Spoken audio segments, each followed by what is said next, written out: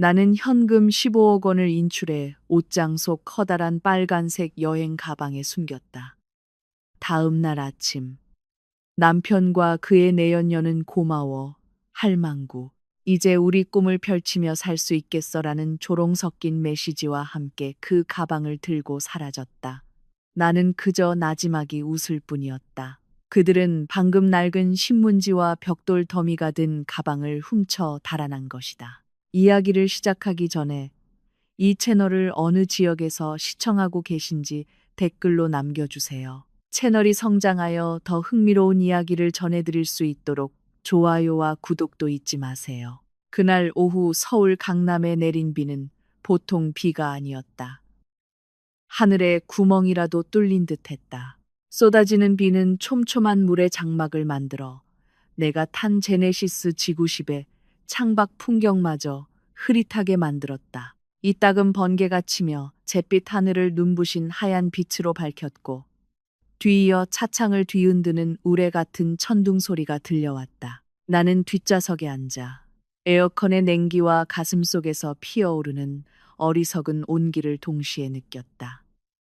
마침내 실행에 옮긴 계획에서 오는 온기였다. 사모님, 비가 점점 더 거세지네요. 이따 현관 앞에 바로 내리세요. 가방은 제가 들어다 드리겠습니다. 보기에도 아주 무거워 보이네요. 10년 넘게 일해온 충직한 김 기사님의 목소리가 정적을 깼다. 그는 룸미러를 통해 나를 힐끗 쳐다보았다. 그의 눈에는 진심 어린 걱정이 서려 있었다. 나는 옅은 미소를 지으며 옆에 놓인 반짝이는 하드케이스 재질의 커다란 빨간색 여행 가방 표면을 만졌다. 이 가방은 전보 사이즈였다. 일주일짜리 휴가가 아니라 해외로 이민이라도 가는 사람들이나 쓸 법한 종류였다. 네, 김 기사님. 정말 무겁네요. 제 미래가 담겨 있거든요. 나는 지치면서도 희망에 찬 듯한 목소리로 대답했다. 김 기사님은 그저 고개를 끄덕였다. 분명 속으로는 궁금해하고 있을 테지만 그는 내가 한복 부티크를 운영하는 것을 안다. 내가 종종 상품을 나르는 것도 안다. 하지만 이 가방은 뭔가 달랐다. 풍기는 분위기부터가 달랐다. 차가 평창동에 위치한 우리 집 대문으로 꺾어 들어갔다. 지난 20년간 내 피와 땀으로 일군 호화로운 저택. 나의 안식처가 되어야 할 집이었다. 하지만 최근 들어 그저 차가운 황금 새장처럼 느껴졌다. 차가 현관 캐노피 아래에 멈추자 김 기사님이 큰 우산을 들고 재빨리 내렸다. 나는 문을 열기 전 잠시 숨을 참았다. 이제 쇼가 시작된다. 서연아, 나는 스스로에게 속삭였다. 피곤해 보여야 해.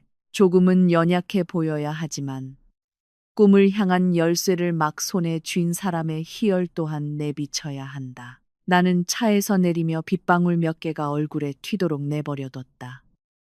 김 기사님은 재빨리 트렁크를 열었다. 가방을 내릴 때 좀 더 극적으로 보이도록 아까 그곳으로 옮겨두었던 것이다.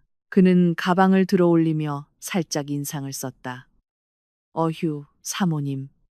이거 안에 금괴라도 들었습니까? 장난 아니게 무겁네요.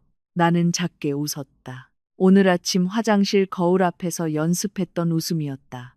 그보다 더 귀한 거죠, 기사님. 우리는 집 안으로 들어섰다. 집안의 분위기는 밖의 폭풍우와 대조적이었다.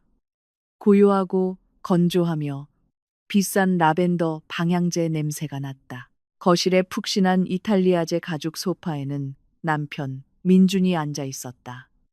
늘 그렇듯 그의 세상은 손에 든 스마트폰 화면만큼이나 좁았다. 내가 일부러 피곤한 듯 절뚝이는 발걸음으로 들어섰을 때도 그는 고개조차 돌리지 않았다. 한때 유능한 마케팅 부장이었던 민주는 이제 낡아빠진 티셔츠와 반바지 차림으로 초라해 보였다. 2년간의 실직은 그를 겸손하게 만들지 않았다. 오히려 자존심만 하늘을 찔렀고 예전보다 낮은 직급으로는 일하려 하지 않는 고집만 세졌다. 여보, 나왔어요. 내가 약간 쉰 목소리로 말했다. 그는 그저 흥얼거렸다. 그가 보고 있던 춤 영상에서 눈을 떼지 않은 채였다. 나는 김 기사님에게 빨간색 가방을 거실 한가운데 나와 민준 사이에 두꺼운 페르시안 카펫 위에 놓으라고 눈짓했다. 대리석 바닥을 긁으며 카펫 위로 올라오는 캐리어 바퀴 소리가 마침내 민준의 주의를 끌었다. 그는 게으르게 고개를 돌렸다. 한쪽 눈썹을 치켜 세우며 웬 가방이야. 어디 가는데 말도 안 했어? 그의 목소리는 방어적이었다. 불안한 사람의 전형적인 특징이다. 나는 긴 한숨을 내쉬며 그의 맞은편 1인용 소파에 앉았다. 마치 뼈가 없는 것처럼 몸을 축 늘어뜨렸다. 나는 그의 눈을 똑바로 쳐다본 후 이제 방의 중심이 된 빨간색 가방으로 시선을 옮겼다. 민준 씨, 나는 말을 시작했다. 목소리가 감정에 겨워 떨렸다. 우리 예전에 자주 지나다니던 삼청동에 있는 한옥 기억나요? 내가 늘 꿈에 그리던 집이라고 말했던 곳. 우리가 늙으면 같이 살고 싶다고 했던. 민주는 그에게는 중요하지 않은 기억 더미 속에서 무언가를 떠올리려 애쓰며 미간을 찌푸렸다. 그 하얀 담장 높던 오래된 집. 왜? 나는 몸을 앞으로 기울였다. 내 눈은 반짝였다. 내 생각엔 오스카상 가민 연기였다. 오늘 오후에 부동산 중개인이 전화했어요. 집주인이 다음 주에 유럽으로 이민 가느라 급전이 필요하대요. 그래서 그 집을 아주 싸게, 말도 안 되는 가격에 내놨어요. 그래서 민주는 여전히 완전히 흥미를 보이지 않으며 다시 스마트폰을 힐끗거렸다. 우리 지금 그만한 현금 없잖아. 당신 예금도 아직 만기 안 됐고 바로 이때다. 나는 떨리는 손으로 빨간색 가방을 가리켰다. 해지했어요, 여보. 어머니랑 아버지가 남겨주신 투자금. 내가 그동안 소중히 간직해왔던 거 전부. 부티크 자금으로는 절대 손대지 않았던 돈. 우리 미래를 위한 거라고 약속했었으니까. 나는 민준의 얼굴의 변화가 있는 것을 보았다. 유산과 투자금은 마법의 단어였다. 그는 스마트폰을 내려놓고 몸을 바로 세웠다. 얼만데? 그가 물었다. 목소리가 갑자기 더 또렷해졌다. 15억. 내가 속삭였다. 하지만 고요한 방 안에서 내 목소리는 폭탄이 터지는 소리처럼 들렸다. 현금으로 이 가방 안에 다 있어요. 집주인이 내일 아침 9시에 계약금 겸 잔금으로 현금을 요구했어요. 법무사 앞에서 바로 처리하자고. 그래서 가격을 그렇게나 낮출 수 있었던 거예요. 정적이 흘렀다. 오직 고풍스러운 벽시계의 째깍거리는 소리와 멀리서 들려오는 희미한 천둥 소리뿐이었다. 민준의 눈이 커졌다. 그는 더 이상 빨간색 가방을 무생물로 보지 않았다. 마치 방금 파낸 보물 상자를 보는 듯했다. 그의 목을대가 위아래로 움직였다. 15억. 아마 그가 물리적인 형태로 상상해 본 적 없는 액수일 것이다. 그의 태도 변화는 순식간에 일어났다. 지켜보기에 우스꽝스러우면서도 역겨웠다. 아까의 차갑고 무관심한 얼굴은 온데간데 없이 사라지고 아주 가식적인 염려의 가면으로 대체되었다. 그는 벌떡 일어나 내게 다가왔다. 세상에, 서연아. 자기야. 그는 내 소파 앞에 무릎을 꿇고 내 손을 잡고 천천히 주물렀다. 그의 손길은 낯설고 차가웠으며 계산적이었다. 현금 15억을 혼자 들고 온 거야? 정말 위험했잖아. 자기야, 왜 나한테 같이 가자고 안 했어? 강도라도 만났으면 어쩔 뻔했어? 나는 손을 뿌리치고 싶은 충동을 억눌렀다. 무서웠어요, 여보. 하지만 너무 설레기도 했고요. 이건 일생일대의 기회잖아요. 김 기사님한테 빨리 달리라고 부탁했어요. 민주는 이제 내 옆에 앉아 내 어깨를 감쌌다. 다른 한 손으로는 아주 다정한 척 내 목덜미를 주물렀다. 정말 피곤했겠다. 하루 종일 그렇게 큰 돈을 들고 긴장했을 테니. 아이고, 우리 아내 정말 대단하다. 그의 눈은 나를 향하지 않고 계속해서 우리 앞에 빨간 가방을 훔쳐봤다. 마치 감시하지 않으면 가방이 갑자기 일어나 도망이라도 갈 것처럼. 네, 여보. 너무 피곤해요. 어깨가 빠질 것 같아요. 내가 애교 섞인 투로 투덜거렸다. 여기 앉아서 좀 쉬고 있어. 내가 자기가 좋아하는 인삼차 따뜻하게 타다 줄게. 꿀 조금 넣어서. 맞지? 그는 독약처럼 달콤한 목소리로 물었다. 나는 힘없이 고개를 끄덕였다. 네, 부탁해요, 여보. 머리가 너무 아파요. 민주는 서둘러 부엌으로 갔다. 나는 아까처럼 게으르게 끌지 않는 그의 가벼운 발소리를 들었다. 그는 작은 콧노래를 흥얼거렸다. 15억이라는 돈이 그에게 새로운 에너지를 주입한 것이다. 넘쳐흐르는 탐욕의 에너지. 나는 소파에 조용히 앉아 빨간 가방을 응시했다. 그 안에는 내가 폐지 줍는 할머니에게서 킬로그램 단위로 사들인 작년치 조선일보와 중앙일보 신문지 더미가 깔끔하게 정리되어 있었다. 나는 이틀 밤을 세워가며 그것들을 5만 원권 지폐 크기로 자르고 고무줄로 묶어 다발을 만들고 무게감을 더하기 위해 벽돌 몇 개 위에 쌓아 올렸다. 사기꾼을 속이기 위한 사기 예술 작품. 민준이 김이 모락모락 나는 따뜻한 차 한 잔을 들고 돌아왔다. 그는 내 앞 테이블에 조심스럽게 찻잔을 내려놓고 다시 내 옆에 앉았다. 그의 눈은 다시 가방에 고정되었다. 그래서 이 가방 오늘 밤 어디다 둘 거야?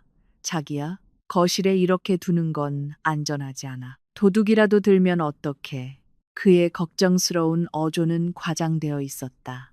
나는 차를 한 모금 마셨다. 따뜻했지만 그에 대한 내 마음까지 녹일 수는 없었다. 이미 얼어붙어 버렸으니까. 우리 방에 있는 자개장에 넣으려고요. 여보, 맨 아래쪽에 두꺼운 이불로 덮어서. 열쇠는 나만 가지고 있고요.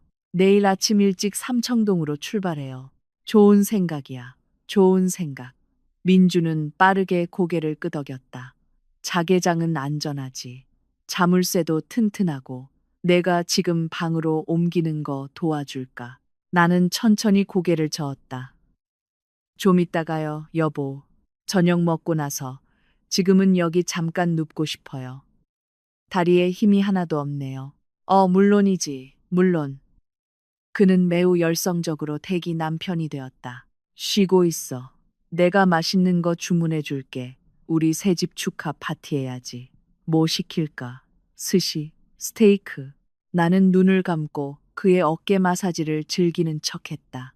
마음 깊은 곳에서는 고통과 씁쓸한 승리감이 뒤섞인 감정을 느꼈다. 돈에 의해 그가 얼마나 쉽게 조종되는지를 보는 고통. 그리고 내 미끼를 그가 통째로 삼켰다는 승리감. 탐욕스러운 큰 물고기가 낚싯바늘에 걸렸다. 이제 내 입으로 끌어올릴 시간만 기다리면 된다. 오늘 밤은 긴 밤이 될 것이다. 우리 방 벽시계의 시냇바늘이 새벽 일시를 가리키고 있었다. 집안은 쥐 죽은 듯 고요했다. 아까 오후에 몰아쳤던 폭풍우는 이제 도섰다. 중앙 냉방 시스템의 희미한 윙윙거리는 소리와 이따금 처마에서 떨어지는 빗방울 소리만이 정적을 채웠다. 나는 킹사이즈 침대에서 민준에게 등을 돌리고 옆으로 누워 있었다. 나는 숨을 규칙적이고 무겁게 쉬었다.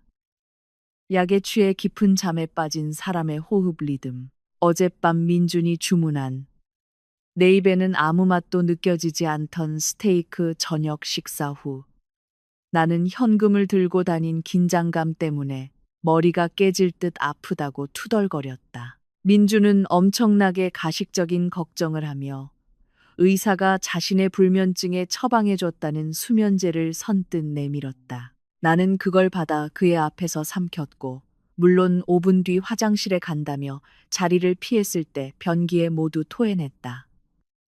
하지만 민주는 그걸 모른다.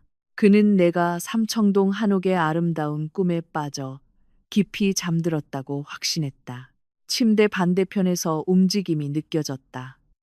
민준이 아주 천천히 일어나자 매트리스가 살짝 흔들렸다. 그는 숨을 참았다. 나는 느낄 수 있었다. 그는 앉은 자세로 몇 초간 가만히 있었다. 아마도 그의 움직임에 내가 깼는지 확인하는 것 같았다. 나는 호흡 리듬을 유지하며 꼼짝도 하지 않았다. 가슴속에서 심장이 세차게 뛰었지만 두려움 때문이 아니라 기대감 때문이었다. 내가 움직이지 않는다고 확신한 후 민주는 침대에서 내려오기 시작했다. 그의 발이 나무 바닥에 아주 조심스럽게 소리 없이 닿았다. 그는 스탠드 조명을 켜지 않았다. 살짝 열린 창문 커튼 사이로 희미한 달빛이 스며들어 넓은 우리 방을 어렴풋이 밝혔다. 나는 눈을 아주 가늘게 실선처럼 떴다. 어둠 속에서 움직이는 그의 실루엣을 보기에 충분했다. 그는 방구석으로 살금살금 다가갔다. 그곳에는 할머니의 유품인 고풍스러운 자개장이 서 있었다. 복잡한 나전칠기 장식이 새겨진 3미터 높이의 큰 장. 어젯밤 저녁 식사 후 신나서 들어주던 민준의 도움을 받아 내가 빨간 가방을 넣어둔 곳이었다. 나는 그가 반바지 주머니를 뒤지는 것을 보았다. 그는 그 장의 복제 열쇠를 꺼냈다. 물론 그가 복제 열쇠를 가지고 있을 줄 알았다. 나는 오래전부터 의심해왔다. 그는 종종 내 개인장을 열어 소에게 현금을 찾거나 내 서류들을 뒤지곤 했다. 하지만 나는 내버려뒀다. 오늘 밤 그 복제 열쇠는 그 자신의 몰락으로 이끄는 도구가 될 것이다. 찰칵. 열쇠가 돌아갈 때 작은 소리가 들렸다. 민주는 경첩이 삐걱거리지 않도록 아주 천천히 무거운 장롱 문을 열었다. 그는 다시 숨을 참았다. 그의 손이 장롱 아래쪽으로 뻗어 빨간 가방을 덮고 있던 두꺼운 이불을 걷어냈다. 이제 가방은 희미한 달빛을 반사했다. 민주는 그 앞에 웅크리고 앉았다. 그의 손이 마치 연인을 대하듯 가방 표면을 어루만졌다. 나는 그림자에 가려진 그의 얼굴에 떠올랐을 탐욕스러운 미소를 상상할 수 있었다. 그는 가방을 들어 올리려 했다. 그 무게에 살짝 비틀거렸고 가방이 나무 바닥에 부딪히며 쿵 하는 소리를 냈다. 민준의 입에서 억눌린 신음이 터져 나왔다. 그는 얼어붙어 침대 쪽을 재빨리 돌아봤다. 나는 즉시 눈을 다시 감고 호흡을 가다듬으며 작게 잠꼬대를 하는 척 하다가 다시 잠든 척했다. 민주는 거의 1분 가까이 기다린 후에야 다시 움직일 용기를 냈다. 이번에는 무게에 대비가 되어 있었다. 그는 두 손으로 가방을 들어 올려 마치 갓 태어난 아기, 15억 원짜리 아기라도 되는 양 가슴에 꼭 껴안았다. 그는 방문 쪽으로 뒷걸음질 쳤다. 그의 눈은 나에게서 떼지 않았다. 한 걸음 한 걸음 신중하게 계산되었다. 그는 문에 도착해 살짝 열고는 밖으로 빠져나갔다. 문은 거의 들리지 않는 딸깍 소리와 함께 다시 닫혔다. 그가 나가자마자 나는 눈을 번쩍 떴다. 잠든 척하던 졸음은 순식간에 사라지고 완전한 경계심으로 대체되었다. 나는 침대 가장자리에 앉아 귀를 기울였다. 나는 그의 발소리가 대리석 계단을 내려가는 소리를 들었다. 그는 복도나 거실에 불을 켜지 않았다. 그는 자신이 지배한다고 착각하는 집의 어둠 속에서 움직였다. 나는 일어서서 소리 없이 우리 방의 앞마당이 내다보이는 큰 창문으로 걸어갔다. 나는 밖을 엿보기에 충분할 만큼 커튼을 살짝 걷었다. 높은 우리 집 담장 밖, 축축하고 한적한 길가에 검은색 세단 한 대가 기다리고 있었다.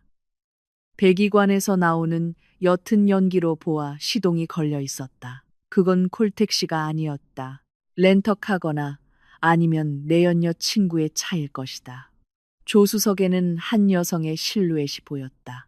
그녀의 얼굴 근처에서 작은 주황색 불빛이 켜졌다 꺼졌다 했다. 그녀는 담배를 피우고 있었다. 연기가 살짝 열린 창문 밖으로 피어올랐다. 최유나.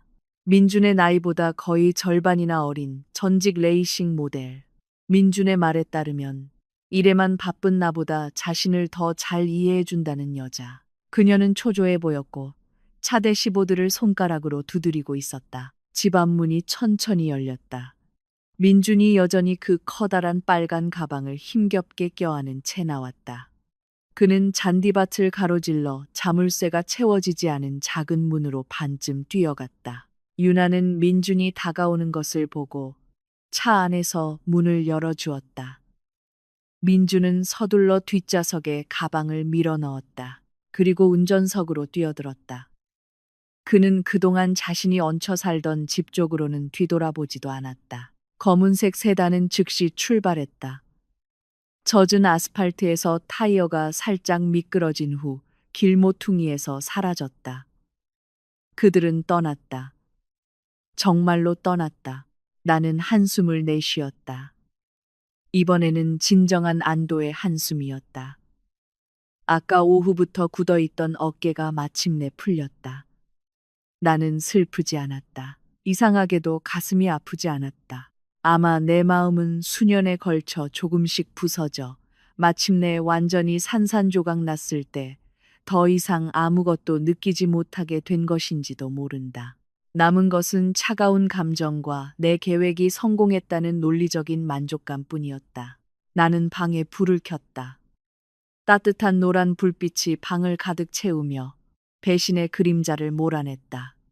내 눈은 민준 쪽 침대 옆 탁자에 꽂혔다. 그곳에는 그의 싸구려 손목시계에 눌린 종이 한 장이 있었다. 내가 사준 비싼 시계는 오래전에 온라인 도박 자금으로 팔아버렸다. 나는 그 종이를 집어들었다. 민준의 급하고 지저분한 글씨체. 미안해, 서연아. 나도 행복할 자격이 있어. 당신은 너무 당신 사업과 세상에만 바빴어. 남편으로서 나를 존중해 준 적이 없잖아. 나와 유나는 이 돈으로 새로운 삶을 시작할 거야. 우리 찾지 마. 그냥 낭비된 세월에 대한 퇴직금이라고 생각해. 민준, 나는 그 편지를 2번 읽고 웃었다. 건조하고 유머 없는 웃음. 행복할 자격이 있다고. 퇴직금이라고. 그는 나를 마주하고 정정당당하게 이혼을 요구할 용기조차 없었다. 그는 비겁한 길을 택했다. 한밤중에 도둑질하고 다른 여자와 도망치는 길. 그는 자신의 실패와 열등감을 내 탓으로 돌렸다. 나는 그 종이를 작은 공처럼 구겨 방구석 쓰레기통에 던져버렸다. 내 퇴직금 잘 즐겨봐, 민준. 나는 텅 빈 방에 대고 중얼거렸다. 신문지와 벽돌로 된 15억, 그 돈으로 너와 유나가 어디에 숨어있든 행복을 살 수 있기를 바라. 나는 방을 나와 부엌으로 향했다. 이제 정말 따뜻한 차가 필요했다. 밤은 아직 길었고 나는 다음 단계를 준비해야 했다. 내 변호사는 내일 아침 내 지시를 기다리고 있다. 게임은 이제 막 시작되었고 그들은 방금 독이 든 미끼를 통째로 삼켰다. 이제는 평화로워진 서울의 집 테라스에서 따뜻한 매실차와 전복죽으로 아침 식사를 즐기는 동안 진짜 드라마는 나에게서 수백 킬로미터 떨어진 곳에서 펼쳐지고 있었다. 나는 마치 주인공이 내 남편인 비극적인 코미디 영화를 보고 있는 것처럼 매 순간을 생생하게 상상할 수 있었다. 여행 기록과 내 휴대폰으로 들어오지 못한 거래 실패 알림을 바탕으로 나는 그들의 환상으로 가득 찼을 아침을 재구성할 수 있었다. 민준과 유나는 가장 이른 비행기로 김해국제공항에 도착했을 것이다.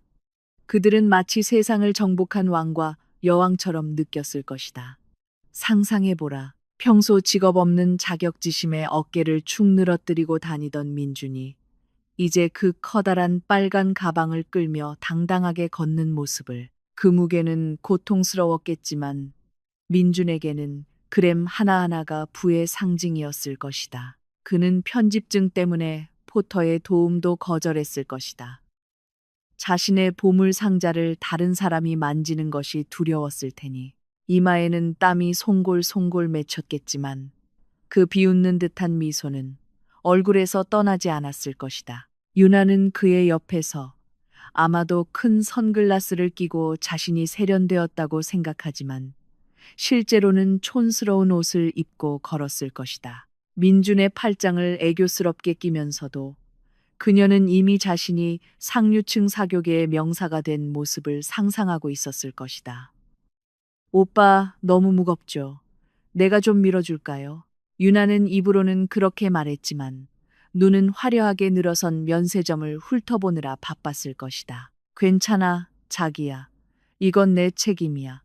이 15억이 우리 미래라고. 자기는 그냥 내 옆에서 예쁘게 걷기만 해. 민주는 숨을 헐떡이면서도 거만하게 대답했을 것이다. 그는 영웅이 된 기분이었을 것이다. 위대한 가장. 내 앞에서는 오랫동안 느껴보지 못했던 감정. 그들은 시간을 낭비하지 않았다. 공항에서 바로 고급 택시를 타고 부산의 시그니엘 부산으로 향했을 것이다. 해운대 초고층 빌딩 위에 자리한 그 상징적인 호텔은 민준이 항상 꿈꿔왔던 호화로움의 상징이었다. 예전에 우리가 그곳으로 휴가를 갔을 때 우리는 해운대 근처의 평범한 4성급 호텔에 묵을 수밖에 없었고 민주는 항상 시그니엘에서 자보고 싶다고 불평했었다. 이제 훔친 돈으로 그는 모든 것을 누릴 자격이 있다고 느꼈다. 깨끗하고 질서정연한 부산의 도로를 부드럽게 달리는 택시 안에서 유나는 투덜거리기 시작했다.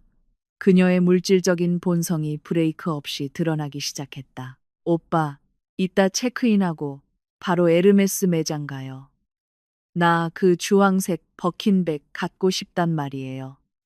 우리 모임 친구들이 내가 진짜 가진 거 보면 기절할걸요. 유나는 여전히 빨간 가방을 보호하듯 껴안고 있는 민준의 어깨에 머리를 기대며 투덜거렸다. 민준은 활짝 웃었다. 세상이 자기 주머니 속에 있다고 느끼는 졸부의 웃음이었다. 그는 자랑스럽게 빨간 가방을 두드렸다. 가방 하나는 무슨, 자기야. 우리 가방에 15억이나 있잖아. 원하면 가게 하나를 통째로 살 수도 있어. 네가 원하는 거 다 가져. 오늘은 우리 파티하는 날이야. 아, 고마워요. 민준 오빠. 오빠가 진짜 최고야. 그 짠순이 늙은 마누라랑은 달라. 유나는 신이 나서 소리치며 민준의 뺨에 입을 맞췄다. 서울에서 죽을 쑤어 먹고 있던 나는 그 말을 듣고 냉소적으로 웃었다. 짠순이라고. 민준의 도박빚을 몰래 갚아준 게 나다. 친구들 앞에서 자존심 상하지 않도록 그의 생활비를 대준 것도 나다. 좋아. 내 남편의 그 친절함을 즐길 수 있을 때 즐겨봐. 높은 천장과 부유한 관광객들로 붐비는 웅장한 호텔 로비에 도착하자 민주는 턱을 치켜들고 접수 데스크로 걸어갔다. 그는 거만한 태도로 여권을 내밀었다. 바다가 보이는 제일 좋은 스위트룸으로 아니면 도시 전망이든 뭐든 제일 비싼 걸로 일주일 주세요. 민주는 어설프지만 자신감 넘치는 영어로 말했다. 접수원은 친절하게 미소를 지으며 컴퓨터에 무언가를 입력했다. 물론입니다. 손님, 프리미어 스위트룸이 있습니다. 1박에 약 150만 원 정도입니다. 유나는 눈을 동그랗게 떴지만 민주는 대수롭지 않다는 듯 손을 휘저었다. 그걸로 하죠. 가격은 상관없어요. 알겠습니다, 손님.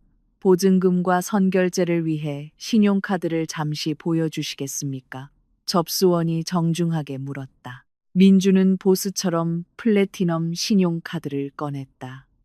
그동안 그가 가지고 다니던 내 주계좌의 가족 카드였다. 그는 마치 그 카드가 순금으로 만들어진 것처럼 두 손가락으로 건넸다. 여기서 그들 몰락의 첫 장이 시작된다.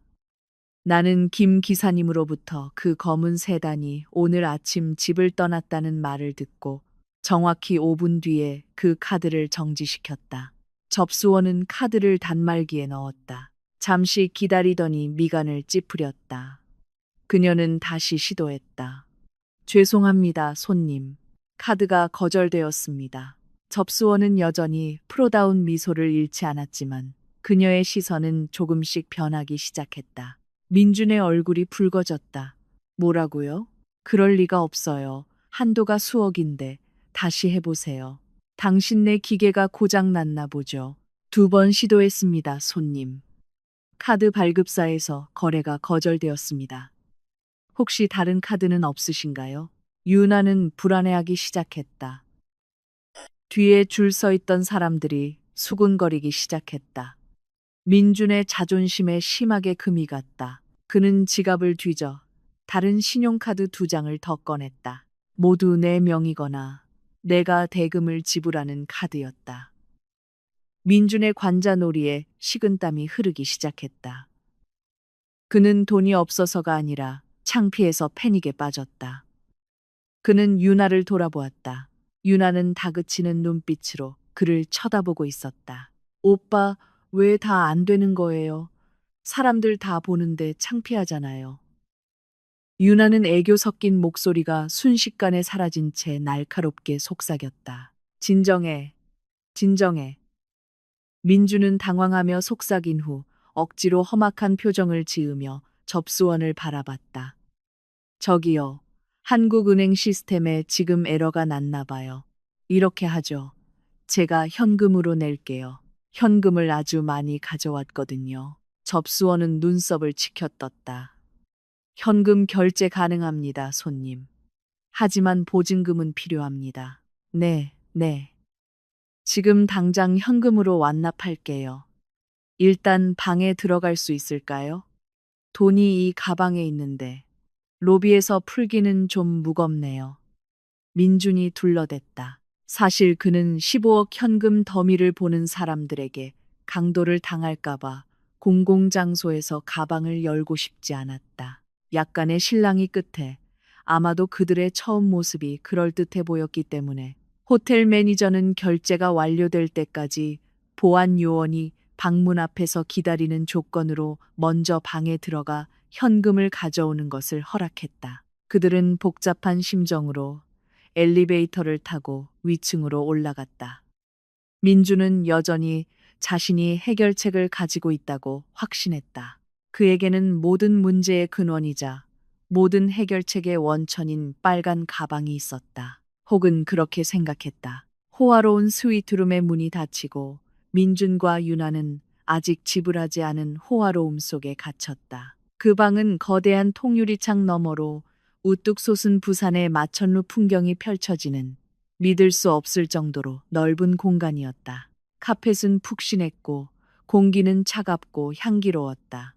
하지만 그들 사이의 긴장감은 그 방을 감옥처럼 답답하게 만들었다. 미쳤어요, 오빠. 아까 로비에서 창피하게 만들고 문이 닫히자마자 유나가 폭발했다. 그녀는 핸드백을 소파에 던졌다. 부자라면서 신용카드가 왜 다 정지돼요? 혹시 나한테 재산 거짓말한 거 아니에요? 극심한 스트레스를 받고 있던 민주는 곧바로 소리쳤다. 이전에는 그의 여신에게 한 번도 해본 적 없는 행동이었다. 닥쳐, 유나. 넌 은행 문제를 몰라. 이건 분명 서연이 짓이야. 내가 떠난 걸 알고 접근을 막아버린 거라고. 은혜도 모르는 마누라 같으니. 민주는 그 커다란 빨간 가방을 깨끗한 흰색 시트가 깔린 킹사이즈 침대 위로 끌어올렸다. 그의 숨이 가빠졌다. 그는 유나에게, 그리고 자기 자신에게 아직 자신이 상황을 통제하고 있다는 것을 증명해야 했다. 그는 빨리 돈 몇 다발을 꺼내 자신을 의심했던 호텔 직원의 얼굴에 물론 먼저 싱가포르 달러로 환전해야 할 원화 지폐를 던져주고 유나의 입을 명품 쇼핑으로 막아야 했다. 이것 봐. 민주는 떨리는 손으로 가방을 가리키며 말했다. 서연이가 신용카드는 막을 수 있어도 우리 손에 이미 들어온 현금 15억은 막을 수 없어. 우리가 아직 이긴 거야, 유나. 완벽하게 이겼다고. 유나가 다가왔다. 그녀의 눈은 가방을 보고 다시 반짝였다. 그녀의 얼굴에 떠올랐던 의심은 서서히 사라지고 탐욕으로 대체되었다. 그럼 빨리 열어요. 많이 꺼내요. 나 배고파요. 제일 비싼 룸서비스 시킬래요. 민주는 바지 주머니를 뒤져 가방 지퍼에 달린 작은 자물쇠 열쇠를 꺼냈다. 손이 너무 떨려서 열쇠를 바닥에 한 번 떨어뜨렸다. 왜 이렇게 오래 걸려요? 유나가 비꼬았다. 참아, 민준이 소리쳤다. 그는 열쇠를 주워 자물쇠 구멍에 넣고 돌렸다. 딸깍, 자물쇠가 열렸다. 민준의 심장이 세차게 뛰었다. 서울에 있는 내 심장 박동과 같은 리듬으로. 차이점이라면 내 심장은 승리의 기대로 뛰었고 그의 심장은 파멸을 향해 뛰었다는 것이다. 그는 가방 지퍼를 천천히 당겨 열었다. 지지직하는 지퍼 소리가 고요한 방 안에서 유난히 크게 들렸다. 억만장자 될 준비에 자기야. 민주는 섬뜩해 보이는 환한 미소를 지으며 중얼거렸다. 그는 가방 뚜껑을 활짝 젖혔다. 시간이 멈춘 듯했다. 가방 안에는 그들이 꿈꾸던 신사임당 초상이 그려진 노란 지폐 더미가 없었다.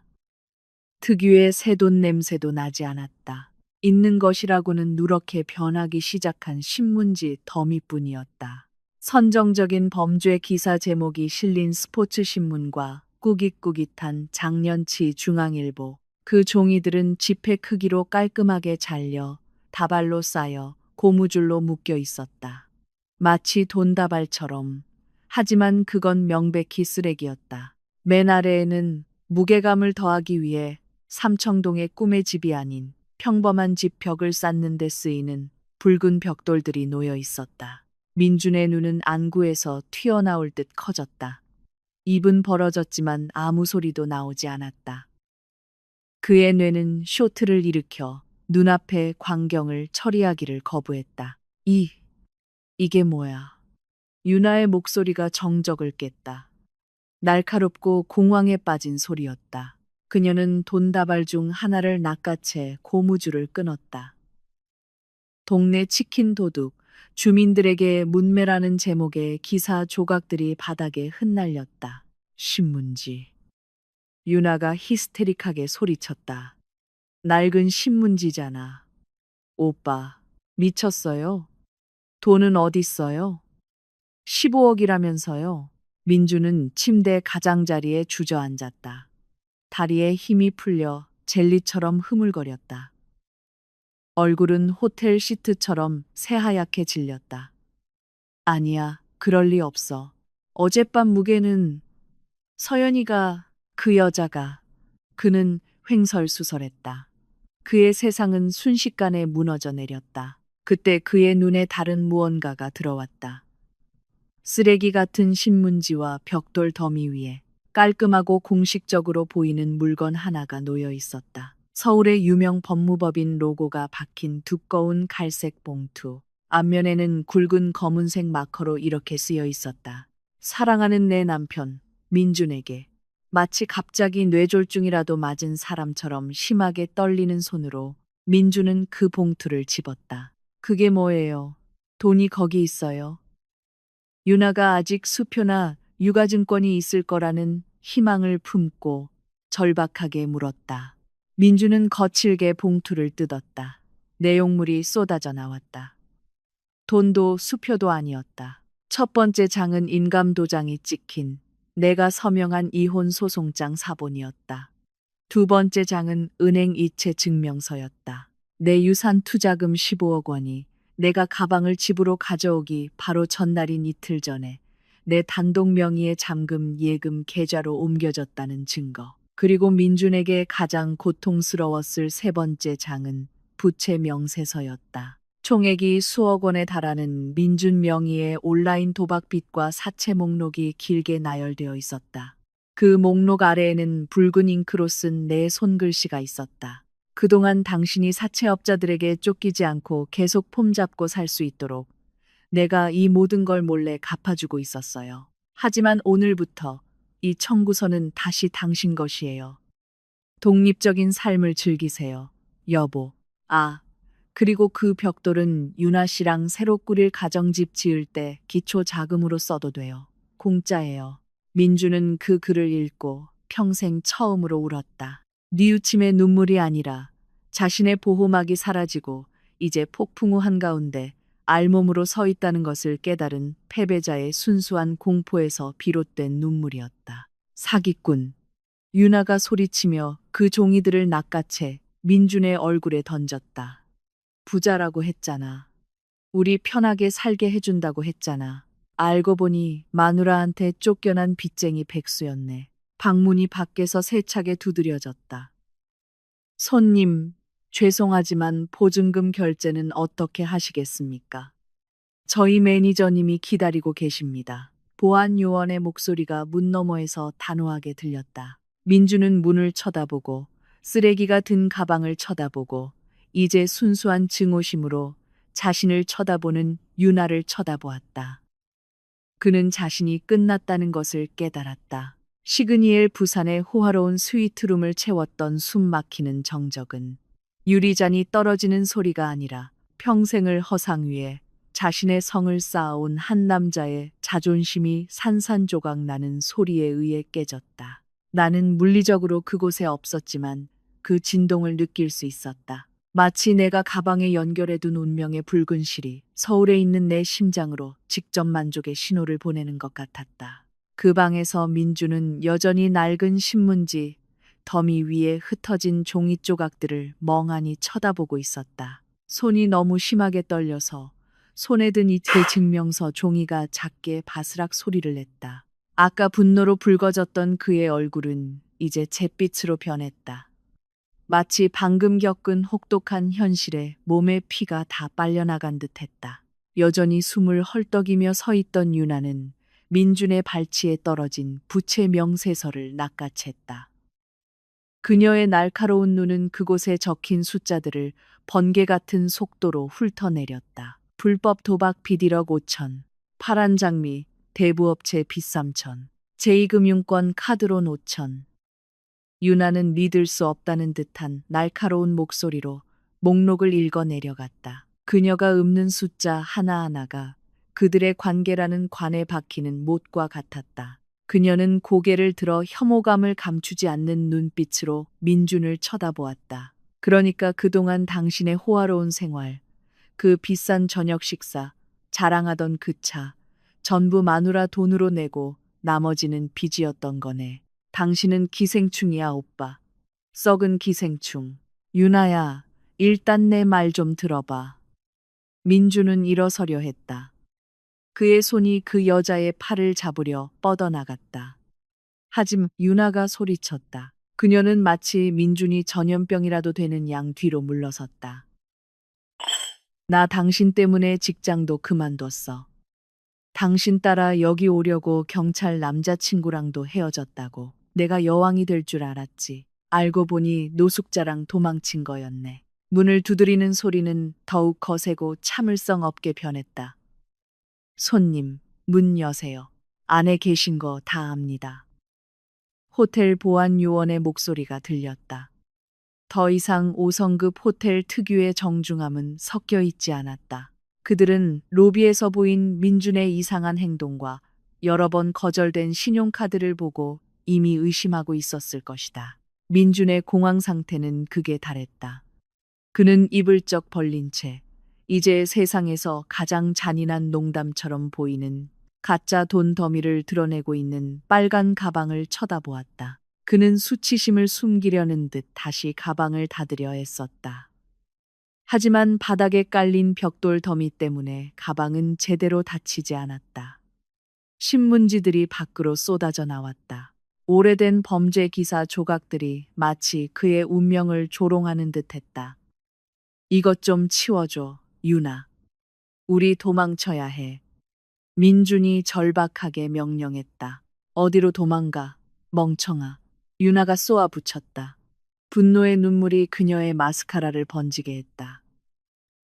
여긴 꼭대기 층이야. 뛰어내릴 거야. 이게 무슨 액션 영화인 줄 알아. 그리고 난 너 같은 범죄자랑 엮이기 싫어. 이건 내 문제지. 내 문제가 아니야. 유나는 핸드백을 낚아채더니 문으로 빠르게 걸어갔다. 유나, 열지 마. 민준이 소리쳤다. 하지만 너무 늦었다. 유나는 방문을 활짝 열어젖혔다. 그곳에는 깔끔한 제복을 입은 보안 요원 2명과 굳은 표정의 호텔 매니저가 서 있었다. 그들 뒤에는 카지노 구역을 순찰하다가 지원 요청을 받고 온 2명의 경찰관이 보였다. 저 사람이 사기꾼이에요, 경찰 아저씨. 저는 아니에요. 유나는 침대 근처에 쓰레기가 든 가방과 함께 얼어붙어 서 있는 민준을 곧바로 가리켰다. 이 남자가 저를 여기로 데려왔어요. 자기가 엄청난 부자라고 했어요. 현금으로 낼 거라고 했고요. 저는 아무것도 몰라요. 저는 그냥 피해자예요. 민준은 입을 쩍 벌렸다. 유나의 배신은 너무나 빠르고 효율적이었다. 그가 그 여자를 위해 나를 배신했던 것만큼이나. 카르마는 비행기 표를 예매하고 그들을 따라잡는데 그리 오랜 시간이 걸리지 않았다. 호텔 매니저가 안으로 들어섰다. 그의 눈은 곧바로 침대 위에 난장판에 꽂혔다. 그는 돈처럼 보이게 깔끔하게 잘린 낡은 신문지 더미를 보았다. 벽돌을 보았다. 민준의 창백한 얼굴을 보았다. 상황을 파악하는데 천재 탐정이 될 필요는 없었다. 보증금 300만 원과 이 스위트룸 비용을 어떻게 지불하실 계획인지 설명해 주시겠습니까? 작년판 낡은 신문지는 아직 우리나라에서 통용되는 화폐가 아닌 것 같아서요. 민주는 말을 더듬었다. 혀가 굳어버렸다. 제 아내가 저를 함정에 빠뜨렸어요. 그건 손님의 가정사고요. 저희 관심사는 결제입니다. 매니저가 말을 잘랐다. 만약 지금 당장 지불하실 수 없다면 저희는 서비스 사기 미수 및 소란 혐의로 손님을 경찰서로 인계할 수밖에 없습니다. 부산 경찰이 앞으로 나섰다. 여권 보여주세요. 경찰 중 한 명이 지난 사투리로 말했다. 떨리는 손으로 민주는 여권을 내밀었다. 경찰은 손에 든 단말기로 여권을 스캔하더니 미간을 찌푸렸다. 그는 단말기 화면을 보고 다시 민준을 쳐다보았다. 이민준 씨, 이민국 시스템에 이 이름으로 적색 경보가 떠 있네요. 오늘 아침 서울에서 들어온 신고입니다. 회사 자산 횡령 및 중요 서류 절도 혐의. 민준은 눈을 동그랗게 떴다. 뭐라고요? 횡령. 전 직장도 없는데요. 무슨 회사요? 아, 불쌍한 내 남편. 그는 자신이 폼잡고 다니던 제네시스 G92. 내가 대표이사로 있는 돌아가신 아버지 명의의 법인 차량이라는 것을 잊었나 보다. 민주는 작년에 도박 빚을 갚기 위해 내 서명을 위조하여 그 차의 자동차 등록증을 담보로 대출을 받았었다. 나는 알고 있었지만 오늘 아침까지는 잠자코 있었다. 오늘 아침 내 변호사가 그의 여권이 묶이도록 예방 조치로 그 서류 위조 건을 경찰에 신고했다. 저희와 함께 경찰서로 가셔야겠습니다. 경찰이 단호하게 말했다. 수갑이 나왔다. 잠깐만요. 유나야, 나 좀 도와줘. 내 적금으로 일단 내줘. 민준이 내연녀에게 애원했다. 유나는 그저 코웃음을 치며 팔짱을 꼈다. 내 적금을? 웃기시네. 그건 내가 뷰티샵 차릴 자금이야. 그리고 난 당신 몰라요. 경찰 아저씨, 저 가도 되죠? 전 사기랑 아무 관련 없어요. 경찰은 유나에게 고개를 끄덕였다. 이 지역을 떠나셔도 좋습니다, 아가씨. 하지만 신상 정보는 기록해 두었습니다. 유나는 한 번도 뒤돌아보지 않고 휙 떠났다. 대리석 복도를 울리는 그녀의 하이힐 소리는 민준에게 유죄를 선고하는 판사의 망치 소리처럼 들렸다. 민준은 그 호화로운 방에서 다른 호텔 투숙객들의 의아하고 동정 어린 시선을 받으며 수갑이 채워진 채 끌려나갔다.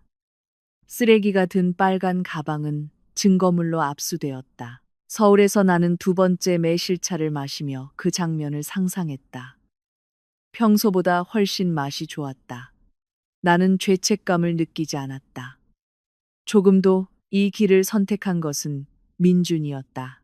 판도라의 상자를 열기로 선택한 것도 그였다. 나는 단지 상자를 제공했을 뿐이다. 탐욕에 눈이 멀어 그 속으로 뛰어든 것은 그의 결정이었다. 그 갈색 봉투는 단지 나의 작별 인사였다. 아주 비싼 대가를 치르는 현실 직시. 이제 그는 타지에서 돈도 없고 말도 서툴고 법적 처벌이 기다리고 있으며 빚더미에 앉아 있다.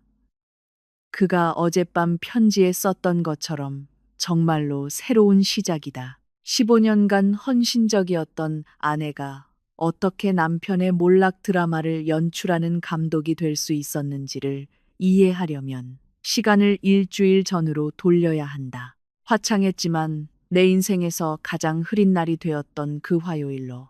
그날 아침은 평소와 같이 시작되었다.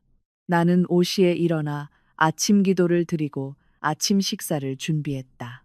민주는 여전히 시끄럽게 코를 골고 있었다. 한때는 그가 내 곁에 있다는 표시여서 마음이 놓였던 소리였지만 최근에는 고장난 기계 소음처럼 역겹게 들리기 시작했다. 그날 민주는 서둘러 나갔다. 서울 시내의 한 스타트업 회사에서 면접 요청이 왔다고 했다. 나는 그 말을 듣고 너무 기뻤다. 그가 실직한 지 2년이 지났고 나는 항상 그가 절망하지 않도록 격려했다. 심지어 그의 가장 좋은 셔츠를 다려주고 어울리는 넥타이를 골라주고 택시비와 점심값으로 용돈을 더 챙겨주었다. 기도해줘, 여보. 그는 내 이마에 스치듯 입을 맞추며 말했다. 형식적인 의례처럼 텅 빈 입맞춤이었다. 물론이죠, 여보. 힘내요. 나는 진심으로 대답했다. 그는 서둘러 떠났다. 너무 서두른 나머지 평소 손에서 절대 놓지 않던 성물 같은 물건 하나를 잊고 갔다. 그의 아이패드. 그 물건은 아침 신문 더미 아래에 끼인 채 식탁에 남겨져 있었다. 처음에는 만질 생각이 없었다. 나는 사생활을 매우 존중했다. 하지만 내가 식탁을 치우고 있을 때 아이패드가 진동하며 켜졌다. 잠금 화면에 메시지 알림이 떴다. 자기야, 이따 우리 집 앞에서 픽업해 주는 거지? 그 아줌마 신용카드 챙겨오는 거 잊지 마. 우리 다음 주 부산 여행 쇼핑해야 하잖아. 심장이 잠시 빚는 듯 했다. 아줌마, 부산 여행. 내 손이 떨리며 아이패드를 집었다. 민주는 부주의하게도 3년 전부터 아이패드 비밀번호를 바꾸지 않았다. 우리 결혼 기념일. 참으로 아이러니했다. 우리의 신성한 서약을 상징해야 할 숫자가 이제 그의 악한 비밀 상자를 여는 열쇠가 되었다. 나는 6자리 숫자를 눌렀다. 화면이 열리고 내가 그동안 쌓아 올린 세상이 순식간에 무너져 내렸다. 메시지는 하나가 아니었다. 수천 개였다. 메신저 앱은 민준과 내 사랑 유나라는 이름으로 저장된 연락처 사이에 역겨운 대화로 가득했다. 나는 식탁 의자에 주저앉았다. 무릎에 힘이 풀려 아무것도 지탱할 수 없었다. 목구멍으로 차오르는 메스꺼움을 참으며 그들의 메시지를 하나씩 읽었다. 그들은 지난 1년 동안 관계를 이어왔다. 1년? 내가 부티크를 운영하느라 밤늦게까지 야근하고 돌아가시기 전 아프셨던 어머니를 돌보고 그러면서도 좋은 아내가 되려고 노력하는 동안 민주는 내 돈으로 부유한 독신남 행세를 하며 노란하고 있었다. 나는 그들의 계획을 읽었다. 오빠, 언제 그 여자랑 이혼할 거야? 유산 상속받을 때까지 기다린다고 했잖아. 이틀 전 유나가 쓴 글이었다. 민준의 대답은 내 피를 머리끝까지 끓어오르게 했다. 참아, 자기야. 그 늙은 여자가 지금 어머니 투자금 해지하는 중인데 액수가 꽤 커. 지금 이혼하면 난 아무것도 못 받아. 돈이 그 여자 손에 들어올 때까지 기다려. 그럼 내가 어떻게든 빼돌릴 방법을 찾을게. 그리고 우리 도망가서 그 여자 혼자 그 큰 집에서 말라 죽게 내버려 두자. 늙은 여자, 말라 죽게. 눈물이 흘렀다. 슬퍼서가 아니라 너무나 순수하고 뜨거운 분노 때문이었다. 내가 바보 같았다. 그동안 나는 눈이 멀었다. 나는 불쌍해서 그의 빚을 갚아주었다. 나는 친척들 앞에서 그의 체면을 세워주었다. 나는 그가 열등감을 느끼지 않도록 용돈을 주었다. 그리고 이것이 보답이었다. 그는 내 부모님의 유산을 가로챈 후 내가 말라 죽기를 기도하고 있었다. 나는 아이패드를 원래 자리에 다시 놓았다. 옷소매 끝으로 화면에 묻은 내 지문을 닦았다. 나는 깊은 숨을 들이쉬고 식당 장식 거울에 비친 내 얼굴을 바라보았다. 42살의 이 늙은 여자의 얼굴에는 아직 아름다움의 흔적이 남아 있었지만 피로에 가려져 있었다. 그 순간 내 안에 무언가가 변했다. 남아있던 사랑, 존경, 동정심, 모든 것이 증발해 사라지고 그 자리를 차가운 얼음이 대신했다. 나는 그를 몰아세우지 않을 것이다. 나는 접시를 던지며 그의 앞에서 히스테릭하게 울지 않을 것이다. 그건 너무 막장 드라마 같았다. 그리고 민주는 그토록 섬세한 감정을 받을 자격이 없었다. 나는 그가 무너지기를 원했다. 내 고함 소리 때문에 무너지는 것이 아니라 그 자신의 탐욕 때문에 무너지기를. 나는 계획을 세우기 시작했다. 나는 민준이 현금을 매우 원한다는 것을 알았다. 그는 부를 과시하는 플렉스에 집착했다. 나는 또한 그가 직접적인 대립을 피하는 겁쟁이라는 것도 알았다. 그날 오후 부티크에 가는 대신 나는 동묘 벼룩시장에 갔다. 선글라스와 마스크를 쓰고 낡은 신문지와 오래된 주인은 나를 이상하게 쳐다봤지만 나는 그저 아이 학교 과제에 필요하다고 말했다. 그곳에서 돌아오는 길에 나는 철물점에 들러 붉은 벽돌 몇 개를 샀다. 그날 밤 민준이 아직 돌아오지 않았을 때 그는 면접이 심리 테스트까지 이어졌다고 했다. 하지만 나는 그의 아이패드에 있는 내 기기 찾기 기능을 통해 그가 유나와 함께 쇼핑몰에 있다는 것을 알았다. 나는 손님 방에 틀어박혔다. 나는 작업을 시작했다. 사각, 사각, 사각. 그날 밤 가위로 신문지를 자르는 소리는 내게 음악의 리듬 같았다. 나는 스포츠 신문과 중앙일보를 5만 원권 지폐 크기인 가로 14.8cm, 세로 6.8cm 크기로 정밀하게 잘랐다. 가위질 한 번 한 번이 만족스러웠다. 이것은 치료였다. 내가 신문지 한 장을 자를 때마다 나는 민준과의 감정적인 유대를 끊었다. 이건 내 배신에 대한 거야, 사각. 이건 늙은 여자라는 호칭에 대한 거야, 사각. 이건 네가 도박판에서 탕진한 내 모든 돈에 대한 거야, 사각. 나는 몇 시간 동안 자르고 쌓고 고무줄로 묶었다. 나는 수백 개의 가짜 돈 다발을 만들었다. 각 다발의 맨 위와 아래에는 어두운 가방 안에서 언뜻 보기에 그럴듯하게 보이도록 아이들 장난감 돈과 색이 약간 비슷한 종이를 끼워 넣었다. 그러고 나서 나는 거의 쓰지 않던 커다란 빨간 가방을 꺼냈다. 나는 바닥에 벽돌을 깔고 천으로 덮은 다음 그 위에 신문지 다발을 빽빽하게 채워 넣었다. 내가 가방을 들어 올렸을 때 그 무게는 엄청났다. 민준의 죄의 무게군. 나는 냉소적으로 웃으며 생각했다. 다음 날 나는 내 변호사에게 연락했다. 나는 그에게 이혼 서류를 준비하고 내 모든 유동 자산을 나 외에는 아무도 접근할 수 없는 예금으로 옮겨달라고 요청했다. 나는 또한 그에게 민준의 모든 빚을 추적해달라고 부탁했다. 나는 모든 것이 하나의 봉투 안에 깔끔하게 기록되기를 원했다. 이 계획 정말 확신하십니까, 사모님? 내가 내 시나리오를 설명했을 때 변호사가 망설이며 물었다. 이건 좀 극단적입니다. 그냥 그를 쫓아내는 건 어떨까요? 그냥 쫓아내면 그는 자신이 피해자라고 느낄 겁니다. 변호사님. 내가 차분하게 대답했다. 그는 모든 사람에게 아내가 사악하다고 이야기하고 다닐 겁니다. 하지만 그가 도둑질하다가 스스로 도망친다면 그는 돌아올 면목이 없을 겁니다. 저는 그가 분노가 아닌 죄책감과 두려움을 안고 떠나기를 바랍니다.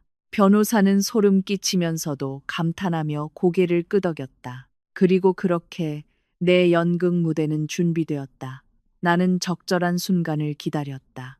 폭우가 쏟아질 때, 감성적인 감정이 쉽게 조성될 때, 민준의 논리가 약해질 때, 이제 일주일 후 내가 그 아이패드를 발견했던 바로 그 식당에 앉아 있을 때, 나는 이 집이 마침내 깨끗해졌다고 느꼈다. 먼지뿐만 아니라 그동안 기생충처럼 붙어 있던 부정적인 기운으로부터도 나는 방구석에 있는 자개장을 바라보았다.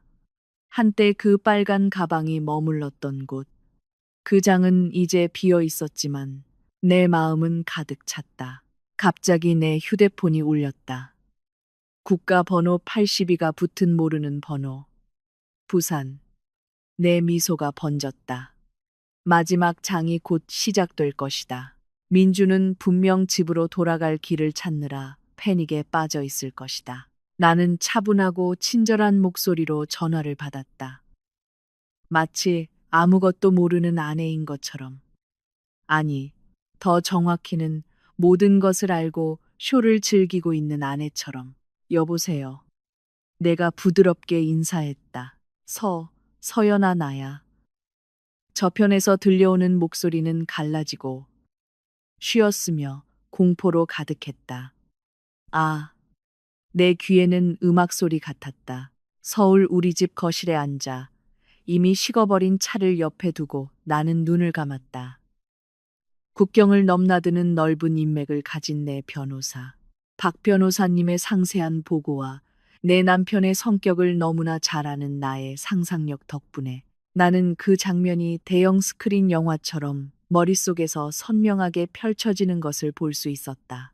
나는 민준의 등에 흐르는 식은땀을 느낄 수 있었고 그의 몸에서 풍겨나오는 공황의 냄새를 맡을 수 있었다. 그 웅장한 시그니엘 스위트룸에서 시간은 마치 얼어붙었다가 산산조각이나 민준의 머리 위로 쏟아져 내리는 듯했다. 가방이 열린 후의 정적은 단순한 고요함이 아니었다. 그것은 귀를 먹먹하게 하는 종류의 정적이었다. 마치 폭탄이 터진 직후 비명소리가 들리기 전의 순간처럼 민주는 여전히 빨간 가방 앞에 무릎을 꿇고 있었다. 그의 손은 심하게 떨렸고 헤드라인이 오토바이 날치기범, 군중에게 불태워져라고 쓰인 스포츠 신문 조각 다발을 쥐고 있었다. 얼마나 아이러니한가. 오른손에는 내게서 온 이혼 소송장이, 왼손에는 그가 그동안 숨겨왔던 빚 목록이 들려 있었다. 그 정적을 깬 첫 번째 사람은 유나였다. 그녀의 목소리는 더 이상 내가 민준의 핸드폰에서 훔쳐들었던 녹음 속에 애교 섞인 나긋나긋한 소리가 아니었다. 이제 그녀의 목소리는 날카롭고 새된 소리였으며 도구로 가득했다. 이게 뭐예요, 오빠? 유나가 날카롭게 물었다. 그녀는 가방 안에서 돈다발 하나를 낚아채 으스러뜨린 후 민준의 얼굴에 던졌다. 신문지 조각들이 죽음의 파티에서 뿌리는 색종이처럼 흩날렸다. 대답해요. 돈은 어딨어요?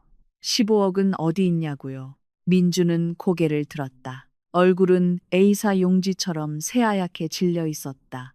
그의 초점 없는 눈은 유나의 얼굴에서 가방 안의 벽돌 더미로, 그리고 호텔 보안 요원이 여전히 참을성 없이 두드리고 있는 방문으로 불안하게 움직였다. 나도 몰라, 유나야. 정말 하늘의 맹세코 몰라. 민준의 목소리는 밟힌 쥐의 찍찍거리는 소리 같았다. 어젯밤 무게는 분명 맞았어. 서연이가, 그 빌어먹을 여자가 내용물이 현금이라고 했단 말이야. 그 여자가 날 속였어. 유나야. 우리를 함정에 빠뜨렸다고. 우리를 함정에 빠뜨려. 유나가 웃었다. 유머라고는 조금도 없는 섬뜩한 웃음이었다. 그녀는 앞으로 다가가 뾰족한 하이힐 끝으로 빨간 가방을 걷어찼다. 그 여자는 우리를 함정에 빠뜨린 게 아니야. 당신을 함정에 빠뜨린 거지. 이 멍청한 남자야. 그리고 나는 당신의 멍청함에 끌려 들어온 거고, 문을 두드리는 소리가 쾅쾅거리는 소리로 바뀌었다. 안에 계신 거 다 압니다. 보안 요원의 목소리는 단호하고 권위적으로 들렸다. 민주는 극심한 공황 상태에 빠졌다. 그는 젤리처럼 힘없는 다리로 비틀거리며 일어섰다.